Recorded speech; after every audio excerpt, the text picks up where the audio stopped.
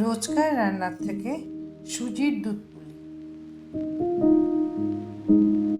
আজ বানাবো সুজি দিয়ে দুধ পুলি। লাগছে দুধ, আমি টোন দুধ নিয়েছি কারণ টোন দুধটা একটু ভারী হয়। লাগছে দুধ, সুজি, খেজুরের গুড় আর গুড় দিয়ে আসানো নারকেল। সুজি দিয়ে দুধ পুলি করতে আগে সুজিটাকে কাই করতে হয়। কাই করতে হলে আমি জল দিয়েছি মোটামুটি 1.5 গ্লাসের মতন। জলটা এরকম ফুটছে। এখন আমি একটু সাদা তেল দিয়ে দিব এটার মধ্যে, একটু মানে আধা চামচ, 4 চামচের আধা চামচ সাদা তেল দিয়ে দিলাম। দিয়ে আমি সুজিটাকে এইভাবে দিয়ে দিব গরম জলটার মধ্যে, দিয়ে একটু নাড়তে থাকবো। নাড়তে নাড়তে জলটা একদম শুকিয়ে নিতে লাগবে, তাতে সুজিটা সিদ্ধ হয়ে যাবে। এই যে জলটা শুকিয়ে যাচ্ছে নাড়তে নাড়তে। এই সুজি আমি এখন একদম শুকনো করে আমি দেখাচ্ছি। সুজিটাকে আমি এইভাবে শুকিয়ে কাই করে আনলাম। তারপর এটার মধ্যে আমি এরকম 1 চামচ ভর্তি 1 চামচ ময়দা দিব, বেশি দিব না।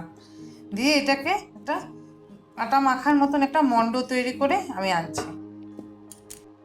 হ্যাঁ, কাইটাকে এইভাবে আমি এরকম করে আটা মাখার মতন মেখে একটা ডো তৈরি করলাম। তারপরে হাতে সামান্য একটু তেল লাগিয়ে এরকম ছোট ছোট লিচি কেটে নিলাম। বেশি বড় করব না, পুলিগুলি ছোট ছোট করব। আমি দেখাই কিভাবে ছোট ছোট পুলি করব। এইভাবে ছোট ছোট পুলি করব। তাতে দিয়ে দিব নারকেল আর গুড়ের যে পুরটা ছিল সেটা দিয়ে দিলাম। এইভাবে বন্ধ করে যেরকম পুলি পিঠা বানানো হয় ছোট ছোট পুলি করব। সুজি দিয়ে দুধ পুলি করলে কতগুলি সুবিধা আছে। একটা হলো একাদশী যারা করেন তারা তো চাল খেতে পারেন না, তো সেই দিন যদি এরকম দুধ পুলি করে বানানো হয় তবে সেটাও ভালো হয়। বা যেমন আমার মা শাশুড়ি ওনারা নিরামিষ খেতেন, যেহেতু ওনাদের হাজব্যান্ড ছিলেন না তাই ওনারা নিরামিষ খেতেন। যখন আমার বাবা মারা যায়, বাবা শ্বশুরমশাই মারা যাওয়ার পরে তারপর থেকে ওনারা নিরামিষ খেতেন। তো নিরামিষ খেলে মানে চাল জিনিসটা ওনারা বাসি করে খেতেন না। তো এই সুজির পুলিটা করলে কি হয়, এটা ওনারা 2-3 দিন রেখে খেতে পারতেন, কারণ পিঠা জিনিসটা একটু পুরানো হলেই ভালো লাগে। তো তার জন্য সুজি দিয়ে করলে নিরামিষদের জন্য খুব সুবিধা। তাই এইভাবে সুজি দিয়ে এরকম ছোট ছোট ছোট ছোট পুলি করে নিই আমি। করে যখন আবার দুধে দিব তখন দেখাই, এইভাবে করে নেব।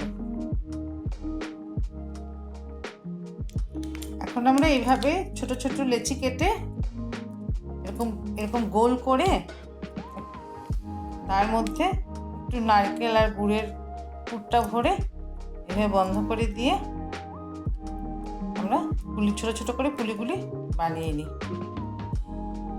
এইভাবে। তারপরে যখন দুধে দিব তারপরে দেখাবো। যে দুধটা ফুটে গেছে, খানিকটা শুকিয়েও গেছে, এখন আমরা তাতে দিয়ে দিব দুধ পুলিগুলি।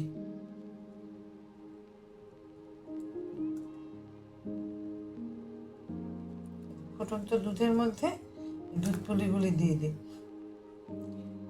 আমি পুলিটার ভিতরে কিছুটা নারকেলের পুর দিয়েছি, কয়েকটা তিলের পুর দিয়েছি।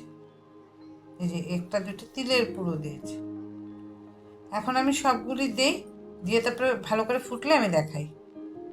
পুলিগুলি দিলাম, দিয়ে কিছুক্ষণ ফুটালাম। কিছুক্ষণ মানে 3-4 মিনিট একটু ফুটতে দিতে হয়, কারণ পুলিগুলি একটু সিদ্ধ হতে লাগে। আমার 3-4 মিনিট ফুটানো হয়ে গেছে।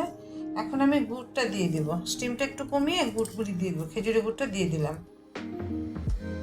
আমি এখানে 1 লিটার দুধের মধ্যে মোটামুটি 200 থেকে 250 মতন খেজুরের গুড় দিয়ে দিলাম।